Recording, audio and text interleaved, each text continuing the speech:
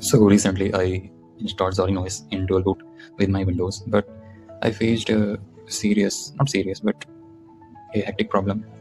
I just want to copy some files from my pen drive to my secondary hard drive. As you can see, if I tried copy earlier, it's working fine now, but previously getting some errors. You can see this error. It was saying you could not paste files, permission did not allow, blah blah, like that. So first of all, you have to restart in your main Windows if you dual booted it. In my case, I have did that. So let's see how you can also fix that.